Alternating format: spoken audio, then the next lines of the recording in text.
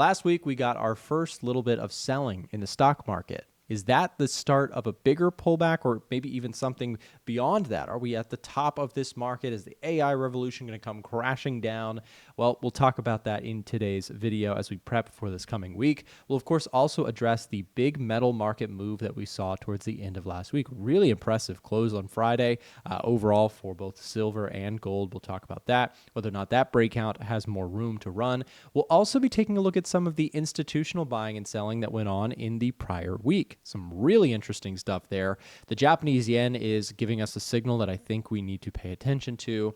Stagflation, we need to discuss that. And of course, a crypto warning in today's video. We'll be covering a little bit of everything. And remember, the markets are interconnected. Even if you don't trade crypto, or even if you don't trade NASDAQ or the euro dollar, like even if you don't trade all of these things, remember that to get a full context, especially if you're a macro trader, a fundamentalist like myself, you want to keep an eye on all areas of the markets, even if you don't necessarily trade them. So in this video, as I do every Sunday, we're going to be prepping for the week ahead. And I'll be sharing with you some of the trades that I am personally looking at going into this week. So go ahead and sit back, relax, stay tuned. Let's get into it. I also just wanted to update you guys here on my performance this year so far on my Webull public portfolio. I share this periodically as I've done since 2020, just showing you the performance that I've had this year, which has actually been, it's been a really good year for me, especially compared to the S&P 500. Without going into too much detail of what led to this, a big component was I was really long gold during the April sell-off that we saw, which really helped to kind of lead to that outperformance on a relative basis to this S&P 500 move. You can see the account is up about 20%, 21%. The cumulative P&L, this is the money weighted, so there's a slight deviation between just the standard cumulative P&L. So this is the number to go off of. It's up 21% this year, my main portfolio here. And then, of course, compared to the S&P 500, it's around 10% return this year. So it's been a pretty good return for me, especially when compared to the passive index fund, which I've been able to consistently outperform over the last 5 years. All right, everyone. So let's go ahead and get right into the chart action here. So S&P 500 is where I wanted to start for today's video. So if you've been tuned into my channel here recently, then I don't need to repeat this too much, but for people who are just tuning in, basically I have been pretty cautious on stocks. I own a bunch of individual stocks. I have a lot of options trades that are going on right now as well. But from a general theme, I do think that there is some uncertainty around the stock market, specifically that message that I mentioned earlier, right? That word, stagflation, the concern around a slowdown in the economy in combination with sticky inflation is not a very opportune area for the stock market. And you see a lot of hype, you see a lot of excitement around, high-flying stocks, Palantirs of the world and things like that. But I'm really cautious on that. I'm not willing to short the market, as I've reiterated on my channel many times, but I do think that Friday's sell-off, which was sort of mainly focused on the NVIDIA earnings. There seemed to be just a slight disappointment. Even though the NVIDIA earnings were good, they're specifically the data centers, right, which is where they house all this technology for giant corporations using AI, right? There was a little bit of softness in the financial or the earnings report delivered by NVIDIA, and so the market freaked out a little bit and did have a little bit of a sell-off. Now, I do think actually that, again, not trying to time this, but this, in my view, does have room to pull back. I think you have some support around 63.60. I also do think you have support on the SPX around 62.40. So if we were to see a corrective pullback into this area, the question would then become, is that a buying opportunity, in my opinion? And I will have to kind of stay on my horse about this, right? My high horse about this, which is I think the stock market is still a little expensive for my liking.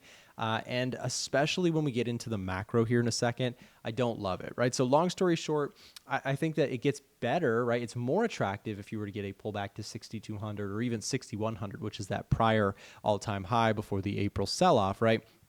I think that's more attractive than current levels, right, at the all-time highs. But still, I do think that I'm going to have to wait until I get a cleaner picture on the macro. And so maybe we can just go ahead and spend a second. I'm going to jump ahead and just kind of give you guys the macro overview for the U.S. economy. We're looking at the U.S. economic heat map within the EdgeFinder. And what we can see here is that So we have some mixed stuff, right? So let's talk specifically about the stock market indices. So if you trade NASDAQ, SPX, et cetera, this is what we're looking at. So the stock market impact overall here is getting a 45% reading. What does that mean and why should it matter to you? Well, basically, it just tells you that a lot of our macro readings on the left, things like the NFP report, ADP, job openings, jobless claims, unemployment rate, wage growth, all of these metrics, right, are generally not super convincing in terms of a bullish bias. It's actually telling us it's kind of mixed out there.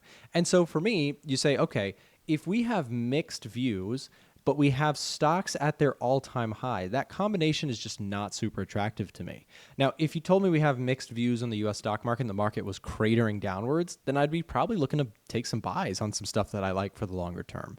But I don't see that. And back in April, when it was selling off, to put this in context, when the market was selling off big time in April, this was still sort of in the mixed territory. And that was why I bought a bunch of stocks, is because I thought that the price action was overdone to the downside. Currently, I think the opposite. I think you've got a mixed report, which doesn't support, in my opinion, huge amounts of upward pressure on the stock market for now. And so I think that that puts me in cautious positioning.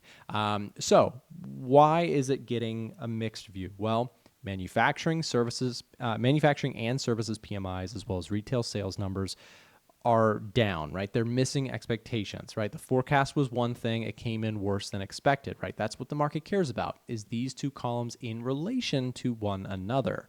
So GDP growth last week was good. So that was good, right? We had some good growth metrics there that look good for the U.S. economy. But remember, we want to take into consideration our full list of economic data. And so when I do that, we have just too mixed of a view for me to just go heavy on the stock market long ideas, even on the index level. Taking a look here at the top setups page within the EdgeFinder, which I've found myself, I don't know, for those of you guys who have the EdgeFinder, I've been finding myself just using the top setup simple page. It is so much easier. The text is a little bit bigger.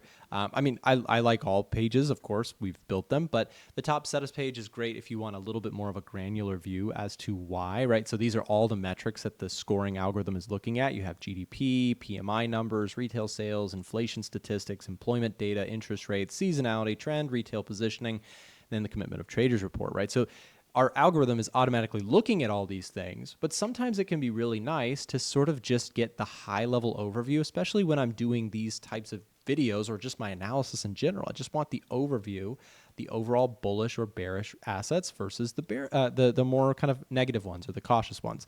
So when I add in neutral, you'll see where we are with the stock market. You can see that the S&P 500, in fact, just because we've got so many things that we're tracking here, let's just filter this just for indices. And what you will see here is that when we look at the SPX and the NASDAQ, we actually just get a +2 score. What that tells you is that we are getting some mixed sentiment.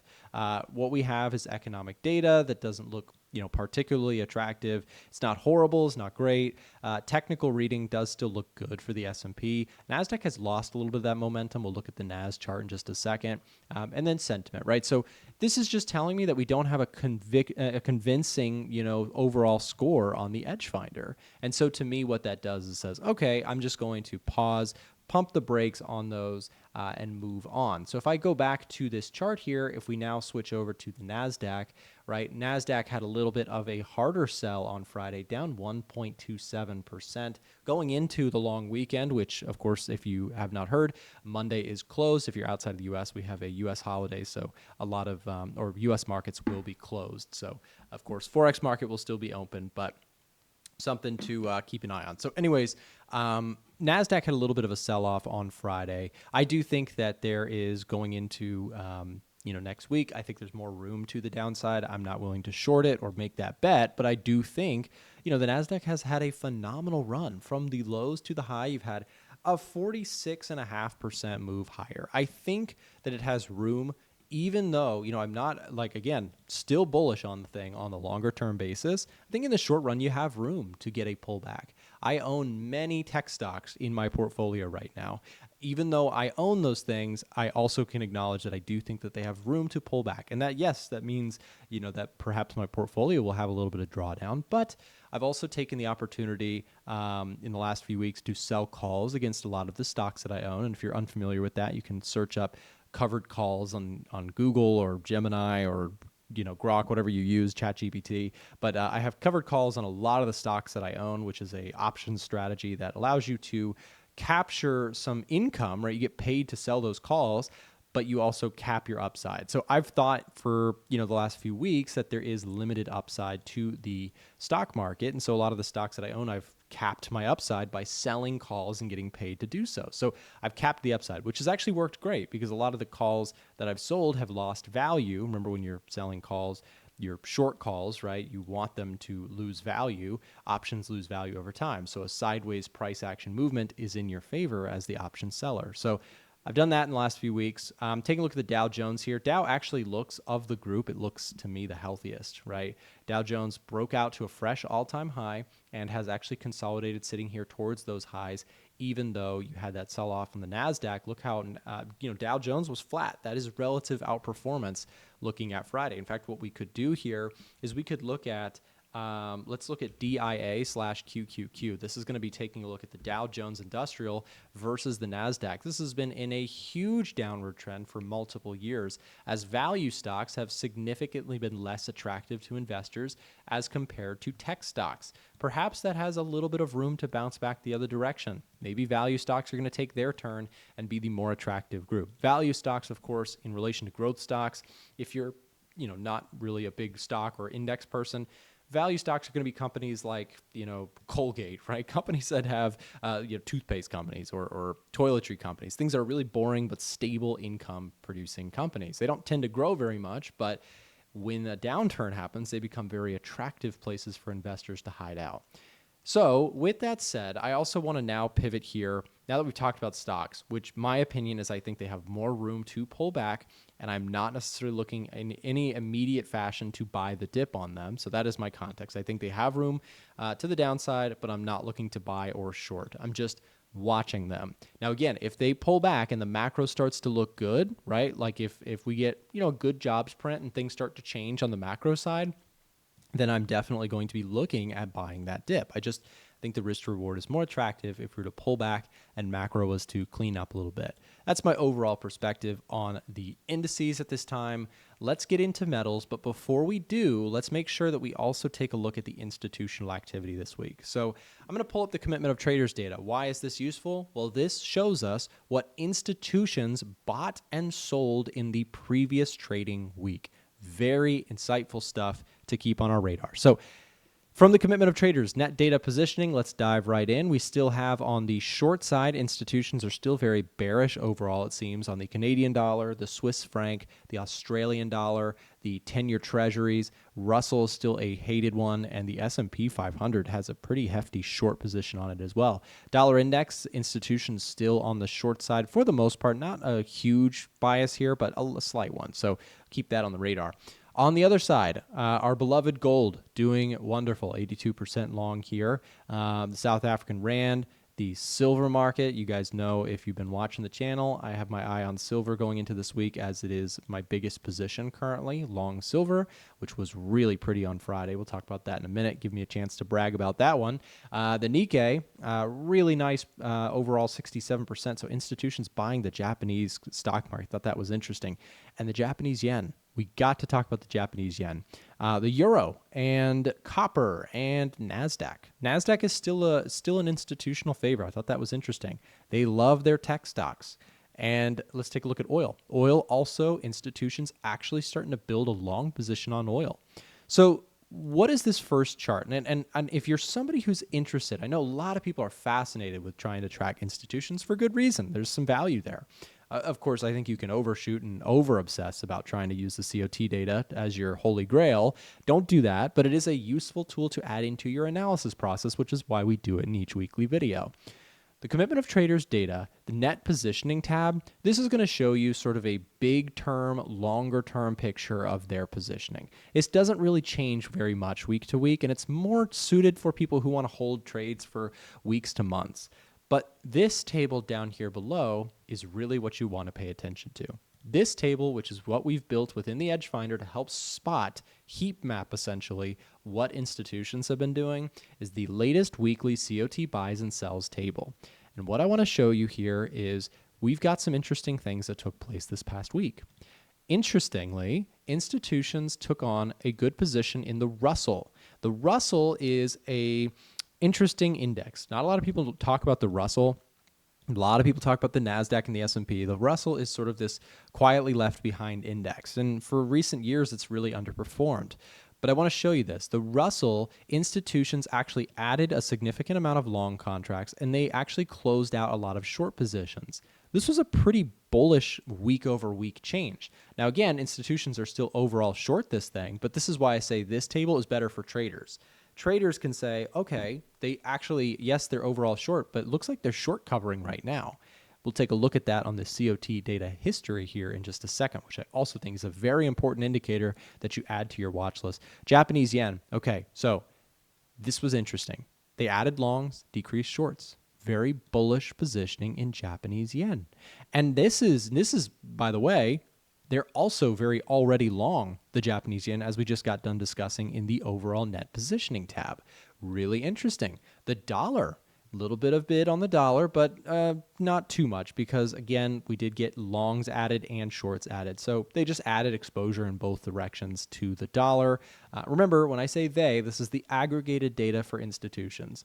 Bitcoin closed some shorts. Thought that was interesting. NASDAQ, they added longs and they closed shorts. Institutions continuing to bid up the NASDAQ. Seems like the NAS is their favorite right now. Institutions continuing to buy into tech stocks. Platinum, mixed little sentiment here. 10-year treasuries. They closed a lot of shorts and closed some longs as well. The Swiss franc, take a look at this. You've got a little interesting move here. Added some longs, decreased shorts, a little buying of the risk-off currencies, right? Swiss franc, dollar, Japanese yen. Pay attention to this, right? Those are your risk-off currencies. And people are buying them. Institutions are making moves on them.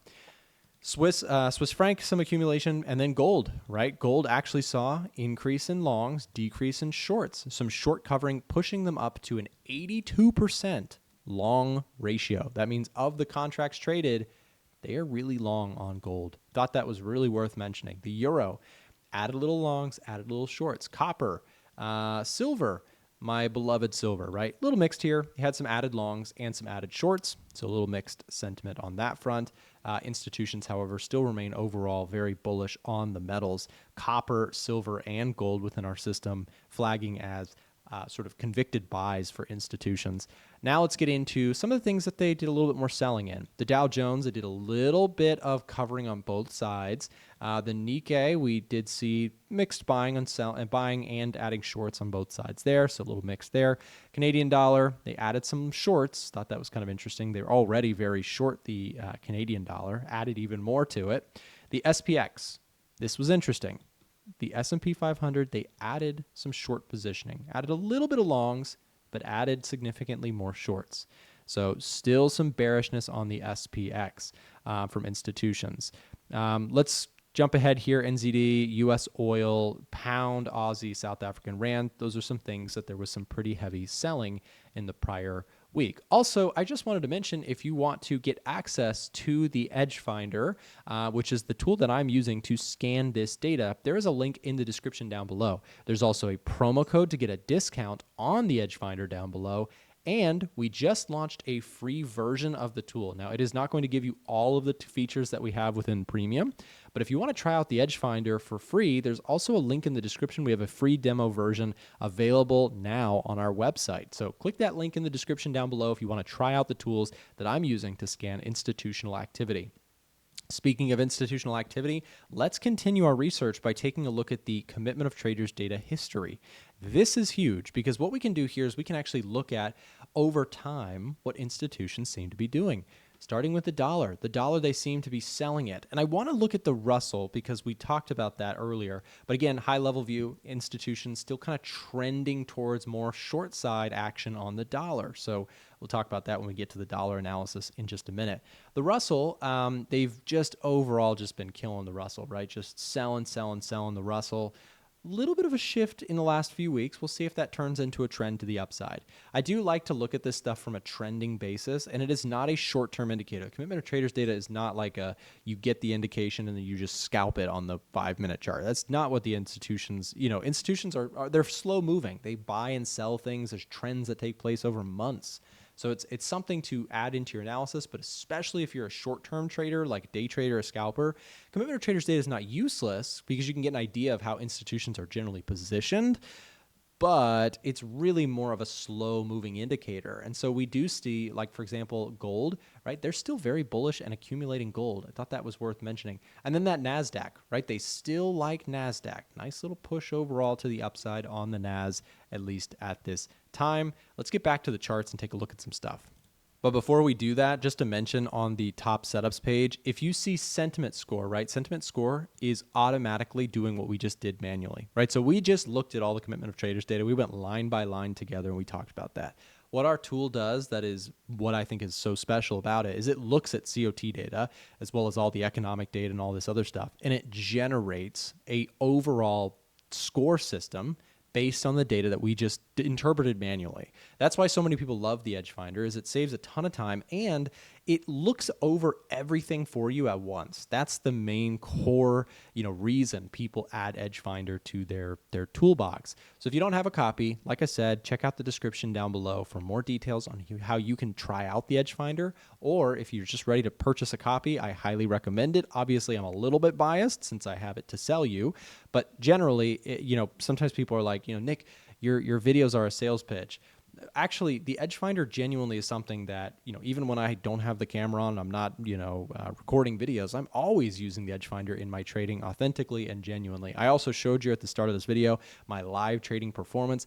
The tools that I build are what I use to find trading opportunities in markets. So I have some authenticity that comes with it. It is a system that I stand by, and I think it's worth every penny. And so, yes, it is a product that I sell, and I do so proudly because I think it's worth every penny. So get a copy if you don't have one, or just a little bit of a sneak preview for this upcoming week. We do have some discounts coming online for the EdgeFinder this week, so stay tuned on that. Make sure to hit the thumbs up button and subscribe if you're new here. We'll have more details on that coming. Okay, so let's get into the metals. So metals are going to be an easy one for me today because I finally have something to say to you guys about metals. First of all, gold, it did it, guys. We really, for the first time here in months, got an all-time closing high for gold. Now, again, we did get some intraday highs that we have not yet made it back to, but we made it to an all-time closing high. This is an all-time closing high for the gold spot price, which is very exciting considering we've been in consolidation for months. And if you have watched me for any amount of time, you know I love metals. I absolutely love trading metals, and I am a long-term bull on metals in general. I love having them in the portfolio. I love trading them, etc. With what we've got in front of us, with the economic data, and with the top setups page, let me explain why the EdgeFinder loves gold and silver the last few weeks. You ready for it? Economic data is showing stagflation risk. That's pretty much it. The EdgeFinder is looking at all that economic data and saying, wait a second, guys, we've got high inflation and slowing jobs data. Where do we want to go? Do we want to go to stocks? Do you want to buy stocks when there's stagflation risk or recession potential mixed into the mix? No, right? The EdgeFinder never knows the future. Nobody does. But it looks at the data and it says, do we want to go to stocks? Maybe not, right? A high inflation, slowing economy, that's not particularly attractive. So what do people do? They look for other places that are safe to park money in. Right now, there's no such thing, by the way, as actually safe. I know you hear this word safe haven. Nothing in markets is safe. Nothing is a guarantee. But the market looks at it and says, where can we go if not stocks? Gold and silver start to look very attractive. Our tools are designed to spot those times in which gold and silver start to look attractive. And the time is now. Again, does that guarantee that stocks are going to crater and that gold and silver are going to moonshot? No. But I'm willing to bet that there's a higher probability that that is what happens than not. Again, let me reiterate. I don't know that certainly metals are going to go higher. Somebody in my comment section was like, Nick, actually, you might be able to find this in one of my recent videos. Somebody said, Nick, my mentor told me that gold is going to go down and it keeps going up. What should I do? And the first thing I said is, first of all, If your reason for taking a trade, and this goes from my content, for someone else's content, for your quote unquote mentor, whatever, you should never be taking a trade just because someone said, it's going to go down, right? That person's mentor does not know with certainty what gold is going to do. Newsflash, nobody else does either. We don't know with certainty what markets are going to do. All we can do is make educated guesses and manage risk in case we're wrong. So I don't have a trade on gold, but I have a trade in silver. I'll talk about my silver trade in just a second. But from a technical basis, look at the way we put in a higher low, and we have come right back to this all-time high in terms of a closing price. Notice how price closed in the upper end of its range. When we take a look at the 4-hour chart, very nice closure candle on that 4-hour. Look at that. Boom. Green candle right to the top. A little bit of, wonkiness towards the close. But that is a beautiful close on the price of gold. $34.47 an ounce. That's pretty incredible. And gold continues to shine. Wow, that was a great pun. But what we can see here is, again, a nice close above. What I'd like to see in terms of how do we actually trade it? Okay, gold's broken out. Do we just go out on Monday and buy gold? Well, it depends your trading style. I mean, some breakout traders will actually just say, look, we've consolidated sideways. We've corrected sideways, essentially, and now we have momentum, right? We finally could just go out and buy this. Some traders do that. For me, I like to wait for pullbacks. I'm already long silver, so I'm not in a hurry to add gold to the list, and I actually still like silver better. I'll show you that in just a second. But something like this, right, a pullback into this prior high, I think the risk reward is still there. Now, again, we could have gold crash down next week. We don't know with certainty. I don't know how many times I have to say that. Well, I'll be saying it for many years on this channel because, again, there's always new people who are learning, and that's totally fine. We never know with certainty what the market's going to do, okay? That's long story short. But we can make educated guesses, and that is all. It's like if you've ever played poker, right? Great poker players. I'm not a great poker player because I haven't studied poker obsessively, but for those who have, the way they express it when you listen to them talk is very similar to trading. You sit down, you play the odds, and if you're good, over time you make more than you lose. You still lose hands, just like in trades. You lose trades sometimes, right? It's all about how you come out over many reiterations. So for gold, this would probably be a setup for me. Okay, so I'm watching gold going into the week ahead, and we'll see if we can get that breakout and pull back. Silver. Okay, so I took this trade on the 4-hour chart. Chart looks beautiful. Really nice push through those highs, and the risk reward on this trade is quickly becoming very, very attractive, or it was attractive when I took it. What I mean by that is we've now, again, significantly outpaced my risk on the trade. Things look really good overall for silver. I think it has more upside to go. And again, we go back to why I took this trade. We had a beautiful signal on the EdgeFinder, really strong under the trade ideas top setups indicator. We had a beautiful breakout push this past week. And so when I look at silver, I say, okay, silver pulled back into support, and I went long. And I took this trade inside of our VIP signal service. Yes, I know, signal service, oh my gosh, how horrible. But again, I show you guys all the time on my videos, my trading performance. I have done this for a long time. I have the stats to back what I do, and I offer a signal service where traders can see what I'm trading and, more importantly, why I'm trading them. And I've said this many times, but I do genuinely think that a signal service is often heard and considered a bad thing because, oh my gosh, you sell signals. But the bigger thing is, do you sell signals where you actually have verified trading results? And I do my best on this channel to show you guys, all the ups and downs. I've had drawdowns publicly. I show you the wins and losses. So anyways, I took silver trade last week. I shared it with the members. And so I'm still in this trade. We had a nice pullback. That was the screenshot that I took just before taking the trade. And so we have had a nice little push. You can see we pushed right through those highs. And last week, technically this ended Friday, but I'll just extend it just for just through the weekend here. If you did not get access to the group, VIP group is 40% off. I'll leave a link in the description down below to where you can join if you're interested in getting access to these trades sent directly to your phone. I trade commodities, indices, forex, stocks, and options. I'm very active. I share multiple trades per week, so you can find all of that inside of the group, which again will be linked in the description below. So silver, again, upside to me going into this week is based around the idea that stagflation risk is a real thing, right? You have the concerns, okay, all this data signaling that, again, you have inflation still sticky. The Fed is likely to cut interest rates, which, by the way, that is a bullish thing for metals too.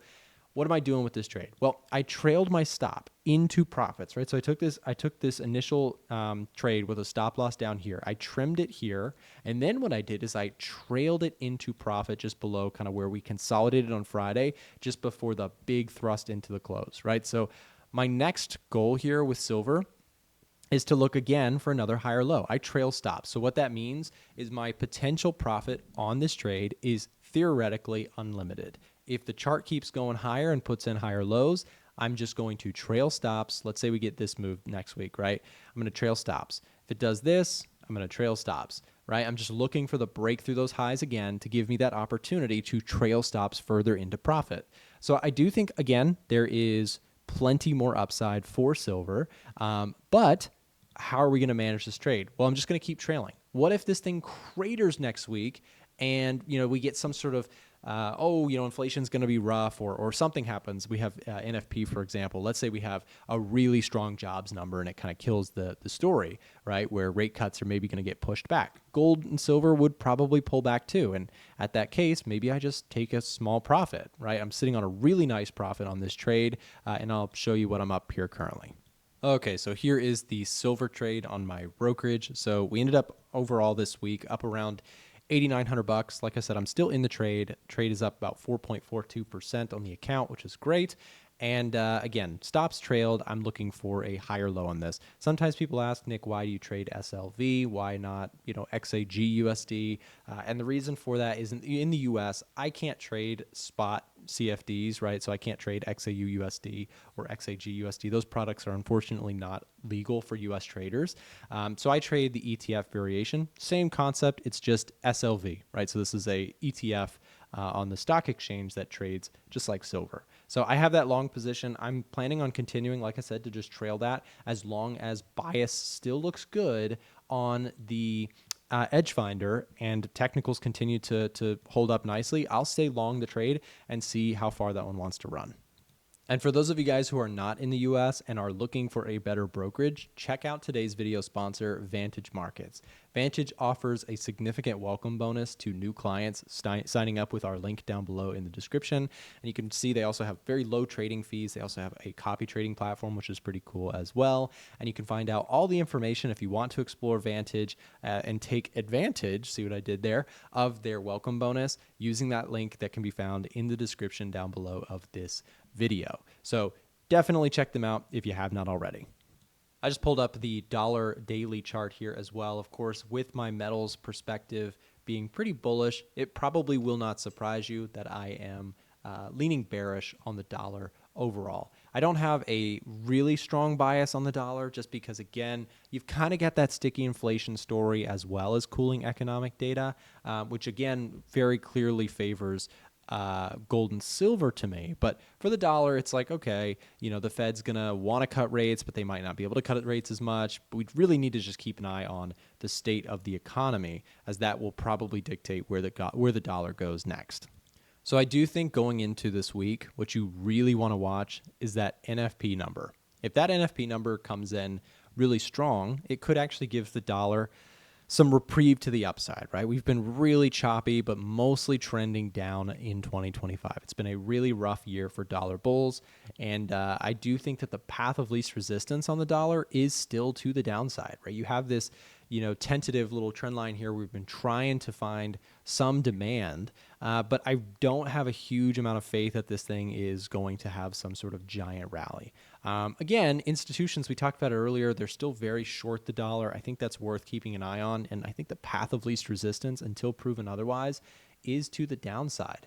Now, again, if you get a strong jobs print that changes the direction a little bit, maybe you have some tick to the upside, right? But this was the previous NFP report to put things in context when the jobs data came in really soft, and you can see how harshly the dollar reacted to that. So keep in mind that another poor jobs number, which has kind of been the trend here recently, could send us back down towards the lows. I would not be surprised actually, and actually would lean slightly in favor of thinking that the jobs numbers could disappoint if we're in line with the trends that we've been seeing in recent times in markets. So as we take a look at some other charts here, I am also long euro dollar. So if I take a look at my own positioning, I went into the weekend long euro dollar. So I took this long trade around this area of support.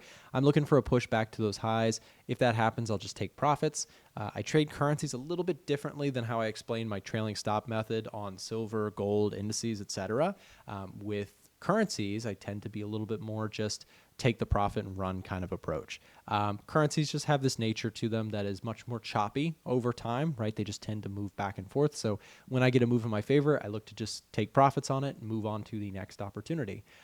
Speaking of dollar yen to me also looks like it has potential to roll over, though I do not like shorting dollar yen simply due to the very high cost to shorting it, right? The swap or the rollover, the holding fee for shorting dollar yen simply due to the low interest rate offered by Japan compared to the high one in US. Remember that when you're short this pair, you're essentially borrowing from the US, which you have to pay their high interest rates back to them, versus buying the Japanese currency, which offers very little interest. The result is a swap that is negative and expensive, right? So swap payments, if you're familiar with those, what do those actually represent? Well, they actually represent, again, interest rate differentials between the two countries. And so when we look at dollar yen to me is one that I do think could move lower. We talked about that yen strength in the institutional report as well. Dollar yen is also getting a really strong bearish reading on the EdgeFinder. So I do think the path of least resistance for dollar yen is to the downside. But again, I just would prefer to trade other things just to avoid that very expensive holding cost. If we take a look at other, highlight things here, we have dollar Swiss. Another one that I thought was interesting, if we pull up dollar Swiss, we did end up ultimately holding that 8100 level on dollar Swiss. Really nice. To me, again, looks like we are headed back to those lows. I would not be surprised if that is our next move, is to those lows and perhaps beyond to the downside if we're just staying in line with, Swiss franc strength this year in combination with that weakness in the dollar that I think is still there. Aussie dollar is also getting a strong reading here. So euro dollar is getting a bullish reading, right? +8, really nice outperformance there from Europe compared to dollar in recent times. So I do like euro dollar still to the upside. It's been a nice trade. And a theme on the EdgeFinder this year has been euro dollar has been really strong. Aussie dollar as well, if we take a look at this one. So pull up AUD USD. Found support here. I do think this has room to keep going back up towards the top end of this range. I think the easy trade here is kind of behind us. So if we were to pull back into that looks attractive again, or if we get a breakout kind of retest of this 6,600, both of those levels look a little bit more interesting than where we are currently sitting just around this resistance level. So Aussie dollar's on the radar, but not currently at a place of setup. Let's take a look at euro yen, euro JPY, another one that could be an interesting. I'm just going to go ahead and say actually not really. The chart here looks like we had a really nice upward trend. We've just been in consolidation. If we were to see some breakdown, some strength in the Japanese yen, perhaps there's that trade. But at current levels, not really too interested in this one. Wow, guys, we did 38 minutes here. This is a longer one. If you made it to the very end, do me a big favor. Hit that thumbs up button if you haven't already. Subscribe to the channel. Last bonus kind of thing that I did last week is I did short puts on TLT, which is a bullish options play on U.S. government bonds. Reason I did that is I do think interest rates are coming. We've seen, to me, there's risk to the labor market starting to slow further. And so that scenario favors bond upside most of the time through history. So I do think there is that potential for yields to continue to push lower as we press closer to that September 17th, I believe, meeting from the Fed. And so I did actually short puts on TLT. I sold the $86 strike price puts. I'll show you the trade just for fun. So I know it's a little hard to see on the screen, especially if you're on a mobile device, but I sold the $86 October 3rd TLT strike price puts. Now, if you're not an options person, then all I'm essentially doing is I'm essentially selling insurance. When you sell options, right? So many people are familiar with like, okay, you can buy puts, which are bearish bets, or you can buy calls, which are bullish bets, right? That makes sense. Like, oh, I'm going to go buy a put if I think this chart's going to go down. I'm going to go buy a call if I think this chart's going to go up. But you can also sell or short puts and short calls to other traders. And to me, what I love about this so much is that I can essentially sell an $86 strike price TLT put. So I sold someone else a bearish bet. Someone else wants TLT to drop. I sold them that bet. And in exchange for selling them that bet, I collected their bet money of $1.17 per share times 10 contracts, which represent 100 shares each. So I collected, if I pull up a calculator here, let me just pull up a calculator, $1.17 times 1,000 shares.